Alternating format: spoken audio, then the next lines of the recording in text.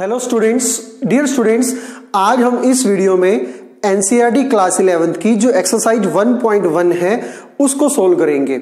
और उससे पहले कि अगर आपने मेरी जो सेट थ्योरी की वीडियो नंबर 1 और वीडियो नंबर 2 नहीं देखी है तो प्लीज आप उसको वॉच कर लें ताकि ये जो एक्सरसाइज है आपको इजीली समझ में आ जाए। ओके स्टूडेंट्स, तो ध्यान से देखिए, question number 1 very easy question है, आपकी स्क्रीन पर है। क्वेश्चन क्या कह रहा है, which of the following are sets, which of the following are sets, justify your answer. कि नीचे जो सेंटेंसेस दिए गए हैं 9 पार्ट्स हैं इस क्वेश्चन के, आपको बताना है इनमें से कौन से सेट्स हैं और आपको इनको आंसर जो है वो भी जस्टिफाई करना है। देखिए स्टूडेंट, काफी इजी क्वेश्चन है। First part, the collection of all the months of a year beginning with the letter J, यानी कि वो सारे मंथ्स के नाम जिनकी स्पेलिंग जे से शुरू होती है, आपको बताना है ये सेट है या नहीं है। डियर स्टूडेंट, ध्यान से देखिए कि वो सारे के सारे मंथ जिनकी स्पेलिंग जे से शुरू होती है वो कौन कौन से हैं। जनवरी, फरवरी, मार्च, अप्रैल, मई, जून, और जून के बाद क्या है, जुलाई। ओके स्टूडेंट्स, आपको पता है कि आप इनको सेट के फॉर्म में इस तरीके से लिखते हैं, कोई भी लेटर से इनको हम क्या दे देते हैं, कोई भी नाम दे देते हैं। तो यहां पर ये जो कलेक्शन है वो क्या है, वेल डिफाइंड है। अब किसी से भी पूछो कि ईयर के जो मंथ्स के नाम है जो जे से शुरू होते हैं, वो केवल 3 ही आंसर देगा, जनवरी, जून, जुलाई। पर्सन टू पर्सन ये वेरी नहीं कर रहा है, वेल डिफाइंड है, तो ये क्या हुआ, हमारा एक सेट हुआ। बढ़ते हैं सेकंड पार्ट की तरफ। सेकंड पार्ट ध्यान से देखिए स्टूडेंट, क्या कह रहा है, the collection of the most 10 talented writers of India, कि इंडिया के 10 मोस्ट टैलेंटेड राइटर्स की लिस्ट बनाई। अब ध्यान से देखिए स्टूडेंट, क्या हम इसको एक सेट की कैटेगरी में रख सकते हैं? Answer is no. कारण क्या है, क्योंकि सपोज मैं 2 पर्सन से पूछता हूं कि इंडिया के 10 मोस्ट टैलेंटेड राइटर्स कौन कौन से हैं। सपोज कि पहले ने बोल दिया ABCDEFGHIJ, और दूसरे ने बोल दिया कि सर हम A to J नहीं स्टार्ट करेंगे, हम K से लेकर के आगे स्टार्ट करेंगे। तो पर्सन टू पर्सन ये जो लिस्ट है वो क्या कर रही है, वेरी कर रही है, तो इसलिए ये हमारा एक सेट नहीं है। ओके स्टूडेंट, बढ़ते हैं हमारे थर्ड पार्ट की तरफ। थर्ड पार्ट ध्यान से देखिए क्या कह रहा है, a team of 11 best cricket batsman of the world. ये भी सेकंड पार्ट की तरह है कि जैसे सपोज कि मैं विराट कोहली को बेस्ट बैट्समैन की कैटेगरी में रख रहा हूं, लेकिन हो सकता है कि कोई ऑस्ट्रेलियन प्लेयर उसको बेस्ट प्लेयर्स, टॉप 10 प्लेयर्स की कैटेगरी में ना रखे। तो यहां पर भी ये वेल डिफाइंड नहीं है, क्योंकि ये पर्सन टू पर्सन क्या कर रहा है, वेरी कर रहा है। तो जो पार्ट नंबर 3 है हमारा, वो एक सेट नहीं है। बढ़ते हैं पार्ट नंबर 4 की तरफ। ध्यान से देखिए स्टूडेंट, पार्ट नंबर 4 क्या कह रहा है, the collection of all boys in your class, the collection of all boys in your class. Suppose कि मैं इसको सेट बी का नाम दे रहा हूं। अब ध्यान से देखिए कि आपकी क्लास में सभी बॉयज का कलेक्शन, अब सपोज आपकी क्लास में 15 स्टूडेंट्स हैं और उस 15 में से 7 बॉयज हैं। ओके, तो आपके पास एक फिक्स जो कलेक्शन होगी वो आएगी। मान लीजिए मैं उन बॉयज के नाम दे देता हूं ABCDEFG। तो ये क्या है, हमारे पास एक फिक्स्ड कलेक्शन है, ये क्या है, वेल डिफाइंड कलेक्शन है, तो इसको हम सेट की कैटेगरी में रखेंगे। ओके स्टूडेंट, बढ़ते हैं फिफ्थ पार्ट की तरफ। ध्यान से देखिए फिफ्थ पार्ट क्या है, the collection of all natural numbers less than 100, कि 100 से छोटी सारी की सारी नेचुरल नंबर। अब आपको पता है स्टूडेंट, मान लीजिए C एक सेट का नाम है, 100 से छोटे नेचुरल नंबर सबको पता है 1, 2, 3, और 100 से छोटे की बात आई है तो 99 तक ये जो सीरीज है वो फिनिश हो गई। तो यहां पर हम क्या कहेंगे, ये हमारे पास क्या है, एक वेल डिफाइंड कलेक्शन है। ये क्या है, वेल डिफाइंड कलेक्शन है।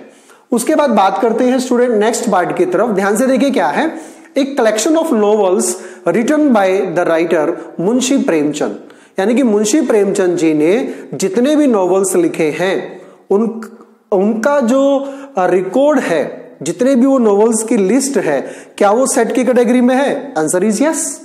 अब सपोज उन्होंने 50, 100 व्हाटएवर द अमाउंट इज, जितने भी नॉवेल्स लिखे हैं उन सब का रिकॉर्ड हमारे पास है, तो वो एक वेल डिफाइंड कलेक्शन है और उसको हम क्या कहेंगे? एक सेट कहेंगे। क्या कहेंगे? एक सेट कहेंगे। ओके स्टूडेंट्स, नेक्स्ट देखिए, नेक्स्ट पार्ट क्या है? The collection of all even integers, कि इवन इंटीजर्स की कलेक्शन। मान लीजिए मैं इसको C का नाम दे रहा हूं। आपको पता है इवन नंबर्स क्या होती हैं? जो 2 से कंप्लीटली डिवाइड हो जाती हैं। तो हमारे पास 2, 4, 6, 8 ये एक इनफाइनाइट सीरीज जो है हमें ऑब्टेन होती है और ये वेल डिफाइंड है। अब कोई व्यक्ति भी ऐसा नहीं हो सकता कि जो 3 को या 5 को इस इवन इंटीजर्स की कैटेगरी में रख सके। ओके स्टूडेंट, तो ये जो होगा हमारा क्या होगा? एक सेट होगा। इसके बाद बात करते हैं स्टूडेंट नेक्स्ट पार्ट की। नेक्स्ट पार्ट देखिए क्या है? The collection of questions in this chapter. Okay, कि किसी भी एक चैप्टर में क्वेश्चंस की कलेक्शन। अब ध्यान से देखिए, मान लीजिए एक चैप्टर है और उसमें 50 क्वेश्चंस हैं, तो वो 50 क्वेश्चंस क्या हैं? फिक्स्ड हैं, वेल डिफाइंड है, पर्सन टू पर्सन वो वेरी नहीं करेंगे। अब 8th क्लास के 4 बच्चों से मैं पूछूंगा कि बेटा फर्स्ट चैप्टर में आपके कितने क्वेश्चंस हैं, तो सबका आंसर सेम होगा। सपोज कि 20 है तो सभी 20 ही कहेंगे। तो ये क्या हुआ? हमारा एक वेल डिफाइंड कलेक्शन हुआ। हाँ, अगर मैं यहां पर ये कह देता कि कलेक्शन ऑफ डिफिकल्ट क्वेश्चंस, तो वो स्टूडेंट टू स्टूडेंट क्या करता? वेरी करता, तो वो हमारा एक सेट नहीं होता। ओके स्टूडेंट, और इसका लास्ट पार्ट ध्यान से देखिए स्टूडेंट, क्या कहता है? A collection of most dangerous animals of the world. Most dangerous animals of the world, ये भी एक सेट की कैटेगरी में नहीं रखा जाएगा। क्यों? क्योंकि person to person dangerous animals की डेफिनेशन क्या होती है? चेंज होती है। ओके स्टूडेंट, तो ये भी हमारा सेट नहीं है और ये था हमारा क्वेश्चन नंबर 1। नेक्स्ट देखिए students, question number 2। Question number 2 क्या कह रहा है? A is equal to 1, 2, 3, 4, 5, 6। और आपने जो ये क्वेश्चंस दिए गए हैं उसमें एक सिंबल फिलअप करना है। आपको पता है ये सिंबल है अपसाइलन, जिसका मतलब है बिलोंग्स टू।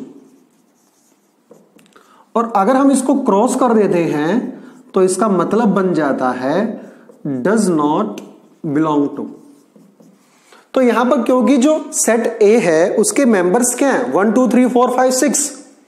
अब उनको देखते हुए आपने या तो बिलोंग्स टू या डज नॉट बिलोंग टू का सिंबल इंसर्ट करना है। ध्यान से देखिए 5, क्या 5 सेट ए का मेंबर है? यस, 1, 2, 3, 4, 5, 6 पे 5 आ रहा है, तो इसका मतलब मेंबर है, बिलोंग्स टू। 8 मेंबर नहीं है तो does not belong to. 0 member नहीं है तो डज नॉट बिलोंग टू।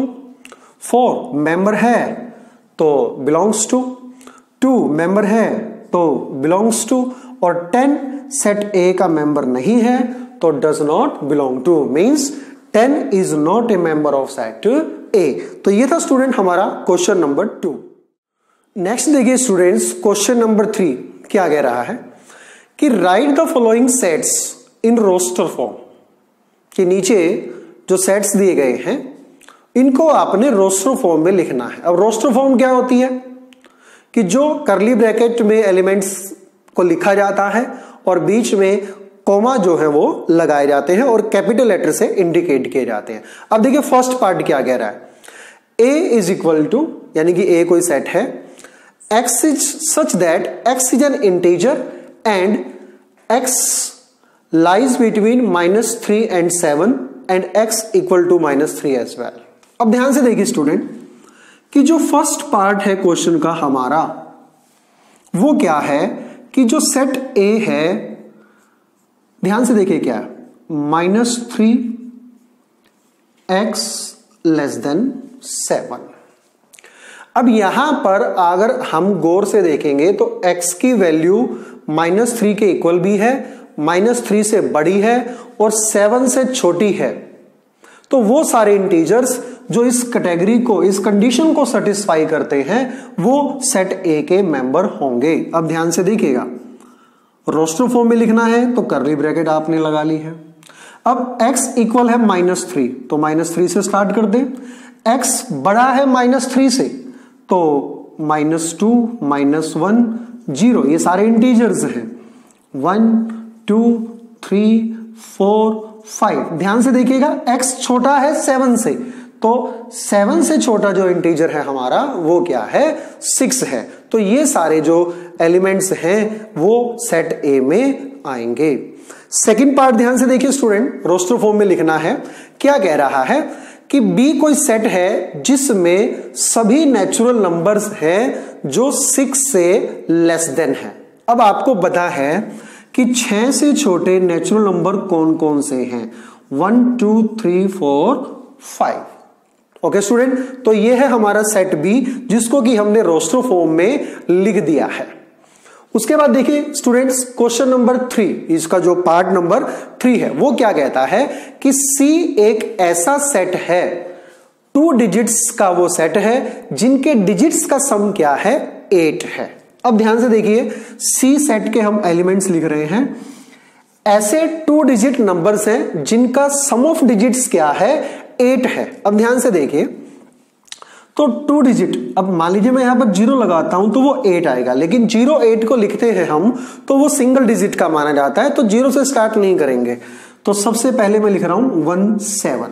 ध्यान से देखिए स्टूडेंट, 1 7, 1 और 7 2 डिजिट नंबर है जिनके डिजिट्स का सम कितना है, 8 है। इसके बाद 2 6 3 5 8 4 4 5 3 6 2 7 1 और अंत में आएगा 8 0। ओके स्टूडेंट, तो ये है हमारा पार्ट नंबर 3। अब पार्ट नंबर 4 देखिए ध्यान से क्या कहता है। पार्ट नंबर 4 क्या कह रहा है कि डी वो सेट है जो कि 60 के डिविजर्स हैं, लेकिन 60 के डिविजर्स होने के साथ साथ ध्यान से देखिए प्राइम नंबर्स भी होने चाहिए, प्राइम नंबर्स भी होने चाहिए। अब बात करते हैं 60 के डिविजर्स की। 1 into 60, 2 into 30, 3 into 20, 4 into 15, 5 into 12 और 6 into 10 और फिर 7 8 9 10 into 6, ये रिपीट हो जाएगा। अब देखिए इनमें से ये सारे डिविजर्स हैं, लेकिन हमने लेने हैं वो जो कि प्राइम नंबर्स हैं, तो डी वही कलेक्शन होगा, वही सेट होगा। तो ध्यान से देखिए, 1 प्राइम नंबर की कैटेगरी में नहीं आता, ये प्राइम नंबर की कैटेगरी में नहीं आते हैं। ओके स्टूडेंट, तो 6 भी प्राइम नंबर नहीं है, 4 भी प्राइम नंबर नहीं है। तो यहां पर जो डिविजर्स होंगे 60 के और जो प्राइम नंबर्स होंगे वो कौन कौन से होंगे स्टूडेंट्स, 2 3 और 5, 2 3 और 5। तो ये जो सेट डी है हमारा, इसमें 3 एलिमेंट्स होंगे और वो तीनों एलिमेंट्स कौन कौन से हैं, 2 3 5, जो 60 के डिविजर्स हैं और प्राइम नंबर्स भी हैं। ओके स्टूडेंट, तो बढ़ते हैं इसके नेक्स्ट पार्ट की तरफ। नेक्स्ट पार्ट देखिए ध्यान से क्या कह रहा है कि ई एक सेट है जो कि कलेक्शन है उन वर्ड्स की जो आ रहे हैं ट्रिग्नोमेट्री वर्ड में। अब ध्यान से देखिए, ट्रिग्नोमेट्री वर्ड है, सबसे पहले तो स्पेलिंग को करेक्ट लिखना है आपने, ट्रिगोनोमेट्री। अब ई जो है ट्रिग्नोमेट्री वर्ड में आने वाले लेटर्स की कलेक्शन है, और आपको पता है क्या रूल है कि अगर एक लेटर एक से ज्यादा बार आ रहा है, मतलब रिपीट हो रहा है, तो आपको वो दोबारा नहीं लिखना है। अब ध्यान से देखिए, टी आर, ये सारे इसके एलिमेंट्स हैं, मेंबर हैं, सब्जेक्ट्स हैं। आई जी ओ एन, अब ओ रिपीट हो रहा है, नहीं लिखेंगे। एम ई, फिर टी आ रहा है, रिपीट हो रहा है, नहीं लिखेंगे। आर रिपीट हो रहा है, नहीं लिखेंगे। और फिर क्या आ जाएगा स्टूडेंट, वाई आ जाएगा। और इसी तरीके से हम जो इसका लास्ट पार्ट है जिसमें कि वर्ड बेटर दिया हुआ है उसको भी लिख सकते हैं। ओके स्टूडेंट, अब ध्यान से देखिए, एफ वर्ड क्या दिया हुआ हमारे पास, बेटर, BETTER। अब ध्यान से देखिए, फर्स्ट लेटर क्या है इसका, बी, फिर क्या है ई, कॉमा लगाते रहिएगा। डबल टी है तो एक ही बार लिखा जाएगा, ई ऑलरेडी आ चुका है, लिखने की जरूरत नहीं है। और लास्ट में क्या है, आर। ओके स्टूडेंट, तो ये था हमारा क्वेश्चन नंबर 3।